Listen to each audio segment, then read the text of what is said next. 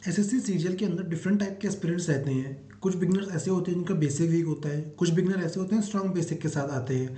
जैसे कि अगर हम फर्स्ट अटैम्प्ट की बात करें, जो इस बार का रैंक 1 है, उनका भी फर्स्ट अटैम्प्ट था, बट उनका बेसिक बहुत ज़्यादा स्ट्रॉन्ग था। अब कुछ रिपीटर ऐसे हैं जिन्होंने कट ऑफ जो है लास्ट ईयर बहुत ज़्यादा मार्जिन से मिस करी थी, 30-30 नंबर से। और कुछ रिपीटर्स ऐसे हैं जिन्होंने 2-3 नंबर से कट ऑफ मिस करी है। तो चलो वीडियो को शुरू करते हैं। सबसे पहले आप सभी का इस यूट्यूब चैनल पे स्वागत है। सबसे पहले हम ये डिस्कस करेंगे इस वीडियो के अंदर कि आपकी लास्ट 3 मंथ की स्ट्रैटेजी क्या होनी चाहिए और क्या बिगनर के लिए एग्जाम क्लियर करना पॉसिबल है इतने टाइम पे या नहीं है। हम सब कुछ जानेंगे इस वीडियो में। साथ साथ फ्री पर्सनल मेंटरशिप के बारे में बताऊंगा मैं। तो इसलिए वीडियो में आखिरी तक बने रहिए। सबसे पहले वीडियो को लाइक कर दीजिए और कमेंट बॉक्स में ये बताएं कि आपका कौन सा अटैम्प्ट होने वाला है और आप कितना स्कोर कर पा रहे हैं इस टाइम पे। ये बताऊंगा इस वीडियो के अंदर मैंने कैसे बार बार सीरियल क्लियर करा और लास्ट ईयर मेरा स्कोर जो है 180 रहा था प्री में, और मेंस के अंदर भी जो स्कोर था मेरा वो 340 प्लस रहा है। वीडियो को शुरू करते हैं हम। जैसे कि आप स्कोर देख सकते हैं, मेरा ये प्री का स्कोर है 180 प्लस स्कोर है, और ये मेंस का स्कोर है। अगर आप कैलकुलेट करेंगे 172 और 171 को, तो रॉ स्कोर ही मेरा 343 मार्क्स था। अब वीडियो को शुरू करते हैं। इसमें डिस्कस क्या क्या करने वाले हैं। सबसे पहले डिस्कस करेंगे कि टाइप ऑफ स्टूडेंट कौन कौन से एग्जाम देने वाले हैं हमारे पास में, एक्सपेक्टेड एग्जाम डेट क्या हो सकती है हमारे पास में, साथ में टारगेट स्कोर क्या होना चाहिए आपका कि जो सेफ रहे। साथ में देखेंगे कि सब्जेक्ट वाइज स्ट्रैटेजी जो है आपकी क्या रहनी चाहिए। थोड़ा शॉर्ट में बताऊंगा इसको मैं, लेकिन आपके लिए बहुत यूजफुल रहने वाली है। साथ में आप अपने मार्क्स को इंक्रीज कैसे कर सकते हैं मॉक टेस्ट के अंदर और रियल एग्जाम के अंदर, तो सब कुछ बताया जाएगा इस वीडियो में। तो आखिर तक बनी रहिएगा वीडियो में। चलो वीडियो को देखते हैं हम। जैसे मैंने बताया कि हमारे पास डिफरेंट डिफरेंट टाइप के स्टूडेंट्स हैं। कुछ बिगनर हैं जिनका बेसिक वीक है, कुछ बिगनर जिनका स्ट्रॉन्ग बेसिक है, जैसे रैंक 1 के बारे में मैंने बताया था पीछे। अब कुछ रिपीटर्स हैं जिनका कट ऑफ जो है बहुत मार्जिन से रहा था, कि कट ऑफ हमारे पास 153 मार्क्स रही, और उनके मार्क्स जो थे वो मार्क्स ही उनके क्या कहते हैं 120 या 110 थे। तो कहीं ना कहीं उनका बेसिक उतना स्ट्रॉन्ग नहीं है, उन्होंने सिलेबस को ढंग से नहीं करा जब इतने कट ऑफ से हमारा मार्जिन रहा। अब कुछ रिपीटर्स ऐसे हैं जिन्होंने जो जब प्री की कट ऑफ हो वो 1-2 नंबर से छूट गई उनकी, जब मेंस की कट ऑफ और नॉर्मलाइजेशन के चक्कर में वो रह गए। अब वो अटेम्प्ट करने वाले हैं पेपर, तो उनके बारे में है। अब मेन बात ये आती है, जो पहला वाला कैटेगरी के स्टूडेंट्स हैं, या तो आप कर लो या छोड़ दो, दो ही ऑप्शन है, आइदर डू इट और क्विट। तो मैं सजेस्ट ये करूँगा आप लोगों को कि करके देख लो एक बार, कि हो सकता है कि 3 महीने में कुछ तो गेन करोगे आप। जो बाकी एग्जाम्स आने वाले हैं, चाहे वो CHSL हो, चाहे आपका CPO और आप अटैम्प्ट करते हो, या MT से अटैम्प्ट करना है आपने, या सिलेक्शन पोस्ट के एग्जाम्स हैं, या कोई और एग्जाम आते हैं स्टेट गवर्नमेंट या अदर एग्जाम्स, तो उनमें आप अच्छे से अपीयर कर सकते हो। ये नहीं रहेगा कि आपकी प्रिपरेशन कोई हुई नहीं है और आप सोचो कि भैया मैं तो फेल ही हो गया, तो वो चीज़ नहीं रहेगी। इनके लिए तो आराम से पॉसिबल है अगर आप क्लियर करना चाहोगे तो एग्जाम, जो बिगिनर विद स्ट्रॉन्ग बेसिक्स है। जैसे रैंक 1 के बारे में मैंने बताया आपको पीछे। अब वीडियो को शुरू करते हैं हम। तो सबसे पहली बात ये आती है कि टेंटेटिव हमारे पास में एग्जाम डेट और मंथ कौन सा हो सकता है। अगर हम नॉर्मली देखें, जो कैलेंडर हमारे पास रिलीज़ करा था SSC ने टेंटेटिव वाला, तो उसके अंदर ये बोला था कि 22 अप्रैल को नोटिफिकेशन आएगा, 21 मई तक फॉर्म भरे जाएंगे। तो कहीं ना कहीं अगर हम देखते हैं आज हमारे पास में 24 मार्च है, तो एक महीना इतने हो गया, एक महीना फिर इसमें हो गया, तो एक महीना हमको यहाँ मिल गया, एक महीना यहाँ मिल गया। तो कम से कम SSC जो है 1 महीना का टाइम देगा ही देगा हमें मेंस के और उसके लिए प्री के लिए।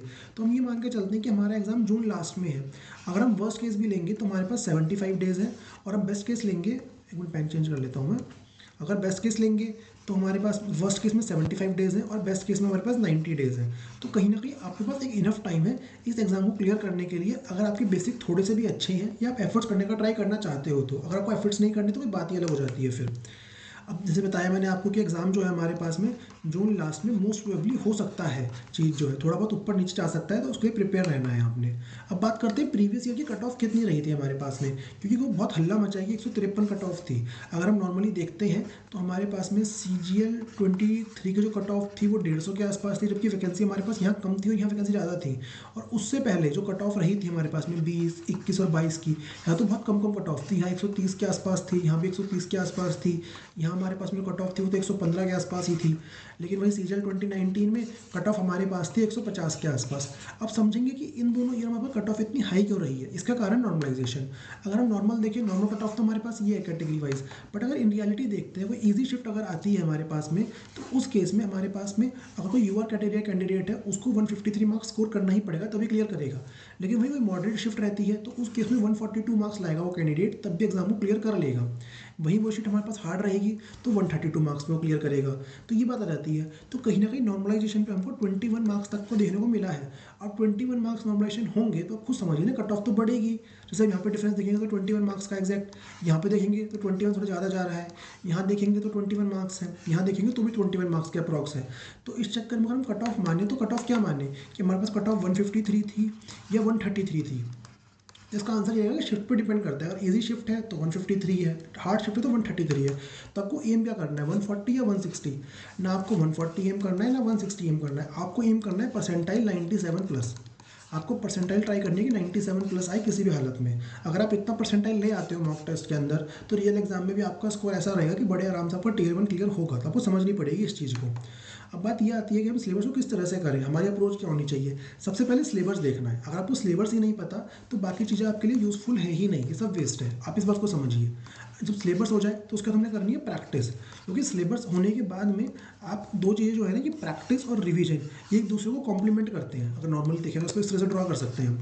अगर आप प्रैक्टिस नहीं करोगे, सिर्फ रिवीजन करते रहोगे तो कोई फ़ायदा नहीं है उसका। प्रैक्टिस करोगे, रिवीजन नहीं करोगे तो उसका भी कोई फ़ायदा नहीं है, ये समझनी है। अब हमने प्रैक्टिस भी कर ली, रिवीजन भी कर लिया, अब उसको अप्लाई करेंगे मॉक टेस्ट के अंदर हम। कि फॉर एग्जाम्पल अगर हमने टॉपिक पढ़ा था इंग्लिश के अंदर वर्ब का, ठीक है, अब हमने उसकी प्रैक्टिस भी कर ली क्वेश्चंस की, हमने रिवीजन भी कर लिया। अब हम सेक्शनल मॉक टेस्ट लगाएंगे जिससे कहीं ना कहीं वो टॉपिक हमारा स्ट्रांग हो जाए, ये चीज़ समझेंगे। उसके बाद फिर मॉक एनालिसिस करेंगे। अब उस वर्ब टॉपिक में से भी कितने सब टॉपिक थे जो गलत हुए हमारे, कि हमारा सिंगुलर प्लूरल वाली वर्ब गलत हुआ, या बेसिक वर्ब का क्वेश्चन गलत हुआ, या कोई और क्वेश्चन गलत हुआ, वो समझेंगे हम इस तरह से। अब इनको डिटेल में देखते हैं सारे स्टेप्स को। सिलेबस का स्टेप है सबसे पहले हमारे पास में। अब सिलेबस हमारे पास में हमें जो करना है, इंग्लिश करेंगे, रीजनिंग करेंगे इस टाइम पे, मैथ्स करेंगे और जीएस करेंगे। ये 4 सब्जेक्ट हम अच्छे से करेंगे। इसके अंदर हम चारों को इक्वल वेटेज देंगे। ये नहीं कि भैया ये तो बहुत अच्छा सब्जेक्ट मतलब टफ है, उसको ज़्यादा वेटेज दे देते हैं, उसको कम दे देते हैं। क्योंकि रीजनिंग एक ऐसा सब्जेक्ट है जो हमको आराम से मार्क्स दिलवाएगा। तो सबसे पहले रीजनिंग की बात करते हैं।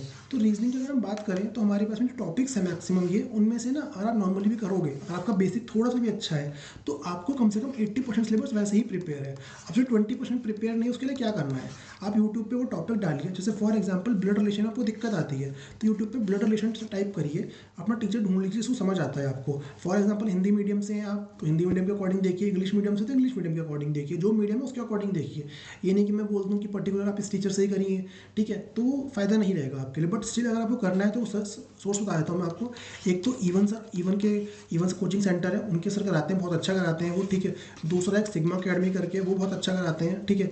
आप ये 2 सोर्सेज देख सकते हैं। बाकी अगर आपको जो अच्छा लगता है उसके अकॉर्डिंग कर सकते हैं। अब आपको प्रैक्टिस करनी है सबसे ज़्यादा, तो प्रैक्टिस के लिए आप किरण पब्लिकेशन की रीजनिंग की बुक देख सकते हैं। ये आपको दोनों मीडियम में मिल जाती है। ये हिंदी मीडियम वाली है, ये इंग्लिश मीडियम वाली है हमारे पास में। इसमें लेटेस्ट क्वेश्चन सारे इंक्लूडेड है हमारे पास में। साथ में AI इनेबल्ड बुक है। तो AI इनेबल्ड बुक का फ़ायदा ये रहता है कि आप अपने क्वेश्चंस के जो डाउट्स हैं वो इस बुक के जो है AI इनेबल्ड फीचर के थ्रू पूछ सकते हैं, वेबसाइट पे जाकर के उसका स्क्रैच कार्ड को रिडीम करके। साथ में हमारे पास इन्होंने 75 डेज की स्ट्रैटेजी दे रखी है, रिपीटर्स के लिए और बिगिनर्स के लिए भी। तो उसको यूज़ करके आप विद इन 75 डेज इस बुक को कंप्लीट कर सकते हैं। अब पूरी बुक करनी है या कम करनी है वो देखने की बात आती है। पहली बात, जो टॉपिक हमारे वीक हैं हम उनको देखेंगे, हम पूरी बुक के पीछे नहीं जाएंगे। क्योंकि फॉर एग्जाम्पल अब मिरर इमेज वाला क्वेश्चन है, अब अगर आप थोड़े सही एस्पिरेंट हो तो आपके लिए बहुत ईजी क्वेश्चन है। अगर कोई वीक एस्पिरेंट है उसके लिए दिक्कत आएगी, बट कोई अच्छा एस्पिरेंट है या स्ट्रॉन्ग है, रिपीटर है, उसको कोई ज़रूरत नहीं है। बट वहीं पे एनालॉगी की बात करते हैं तो उसको हमें अच्छे से करना है, क्योंकि कहीं ना कहीं क्वेश्चन अच्छे फंसते हैं इसके। तो उसके अकॉर्डिंग हम इसको टाइम टेबल को मॉडिफाई करेंगे थोड़ा सा और अपने अकॉर्डिंग पढ़ेंगे इसके रिगार्डिंग PDF आपको टेलीग्राम चैनल पे मिल जाएगी हमारे। और टेलीग्राम चैनल पे जुड़ना ना भूलें आप, हमारे QSSC TGS का हैंडल है, आपको इसका लिंक डिस्क्रिप्शन में मिल जाएगा। अब बात आती है आगे हमारे पास में क्वांट्स को लेकर के। तो क्वांट्स को लेकर के 2 वीडियो मैंने बना रखी है, इनका लिंक आपको आई बटन पे मिल जाएगा।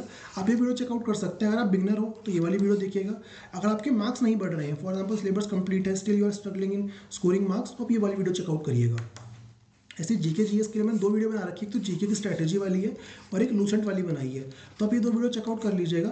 आपको इनका बटन भी आई बटन पे मिल जाएगा, इनका लिंक जो है वीडियो का। इससे आपको सारी जो दिक्कतें हैं वो क्लियर हो जाएंगी। मैंने सब कुछ बताया है इसके अंदर कि आपको कैसे कैसे करना है, कौन सब्जेक्ट कहाँ से करना है, सारी चीज़ें इंक्लूडेड है। अब बात आती है इंग्लिश की। तो इंग्लिश के रिगार्डिंग मैं जल्दी एक वीडियो अपलोड करूँगा, आप उसको चेकआउट कर लीजिएगा। मैं शॉर्ट में बताता हूँ अभी के लिए कैसे करना है आपने।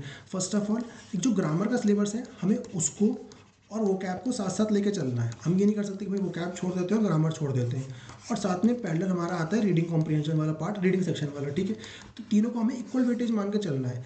थोड़ा मैं मानता हूँ कि रीडिंग सेक्शन हमारे पास प्री में उतना वेटेज नहीं रखता है, बट मेंस में बहुत अच्छा वेटेज रखता है। तो उसको हम अभी से स्टार्ट करेंगे। और वो कैब भी अच्छा वेटेज रखता है कहीं ना कहीं, क्योंकि वो कैब का यूज़ हमारा बाकी जगह कहते हैं रीडिंग सेक्शन में भी हो जाता है, तो इसलिए छोड़ेंगे नहीं इसको। और जो इसकी डिटेल स्ट्रेटेजी वाली वीडियो है वो जल्दी में अपलोड करूँगा, तो वो चेकआउट करिएगा। अब बात ये आती है स्कोर को एनहांस कैसे करना है। अगर रिपीटर की हम बात करते हैं, बेसिकली अब तक की बात थी कि सिलेबस कर रहे हैं, कहीं ना कहीं आप बेसिक पे थे। अब बात आती है स्कोर को एनहांस कैसे करें हम। हमारा स्कोर सर 140 आता है या 130 आ रहा है, लेकिन कट ऑफ तो लास्ट ईयर 153 गई थी, हमें डर है कि इस बार कट ऑफ 160 जाएगी, तो हम कैसे स्कोर करें 160 प्लस। तो अब ये देखते हैं। सबसे पहली बात ये आती है, जब आपका सिलेबस है वो 50% रोल प्ले करता है आपकी सक्सेस में, उसके बाद प्रैक्टिस है वो 75% रोल प्ले करती है, और वहीं जब प्रैक्टिस विद रिवीजन हो जाएगा तो 100% है। लेकिन इसके बाद भी जब तक आप मॉक टेस्ट के अंदर अच्छा स्कोर नहीं करोगे, ठीक है, मॉक टेस्ट के अंदर कॉन्फिडेंट फील नहीं करोगे ना, तो मैक्सिमम चांसेस ये होते हैं कि 98% एस्पिरेंट जो है वो अच्छा परफॉर्म नहीं कर पाते एग्जाम में, क्योंकि एक पीयर प्रेशर बन जाता है हमारे पास साइकोलॉजिकली। क्योंकि ये नहीं कि पहले लोग नहीं करते थे, पहले लोग बिना मॉक टेस्ट के भी स्कोर करते थे, बट आज के टाइम पे वो साइकोलॉजिकल प्रेशर है। अगर आप वो हैंडल कर सकते हो तो छोड़ सकते हो, वरना आपको मॉक टेस्ट अटैम्प्ट करने ही पड़ेंगे। तो मॉक टेस्ट के लिए आप ये कहते टेक्स्ट बुक देख सकते हो, सबसे बड़ा प्लेटफॉर्म है मॉक टेस्ट के रिगार्डिंग। इस पर आपको हर एग्जाम के रिगार्डिंग मॉक टेस्ट मिल जाते हैं। अगर आप QSSC कोड यूज़ करोगे तो आपको ये इतने प्राइस में मिल जाएगा, मतलब जो भी प्राइस चल रहा होगा उस टाइम पर आपको मैक्सिमम डिस्काउंट मिल जाएगा। आपको कहने की बात ये है मोटा मोटी। अब बात ये आती है कि हमको स्कोर कैसे एनहांस करेंगे, तो उसके रिगार्डिंग एक ये वीडियो बना रखी है मैंने, और एक मॉक एनालिसिस की वीडियो बना रखी है। इसमें मैंने डिटेल में बताया है कि अगर आपका स्कोर जो है स्टक हो गया है, आपके मॉक में स्कोर में मार्क्स नहीं बढ़ रहा है, या आप repeated mistake again and again करे जा रहे हो, फिर भी आपको दिक्कत आ रही है, आपने बहुत सारी वीडियोज़ देख ली, बहुत कुछ ट्राई कर लिया, स्टिल यू आर स्ट्रगलिंग, तो ये वीडियो आपके लिए रामबाण रहने वाली है, दोनों वीडियो, ठीक है। तो ये वीडियो जरूर चेकआउट करिएगा। अब बात ये आती है फ्री मेंटोरशिप की, जो मैंने बात करी थी ऊपर, वो किस तरह से रहेगी। जैसे आप इस चैनल के ऊपर 5K सब्सक्राइबर हिट करवा दोगे, तुरंत हम फ्री मेंटोरशिप स्टार्ट कर देंगे अपने टेलीग्राम चैनल के ऊपर, क्योंकि कहीं ना कहीं अभी जो एस्पिरेंट्स हमारे पास जुड़े हुए नहीं है 25 के लिए, 24 वाले एस्पिरेंट बहुत सारे हैं हमारे पास, इवन जो काफ़ी रैंकर्स हैं जो विद इन 1000 रैंक में है, इवन 500 रैंक वाले एस्पिरेंट्स भी हमारे ग्रुप के अंदर हैं। बट पॉइंट यही है ना कि 25 वाले एस्पिरेंट हमारे पास है ही नहीं, और 25 के लिए हमें मेंटोरशिप स्टार्ट करनी है, क्योंकि जो 500 रैंक वाला एस्पिरेंट है वो तो गया ना, वो तो अब एम्प्लॉय बन गया।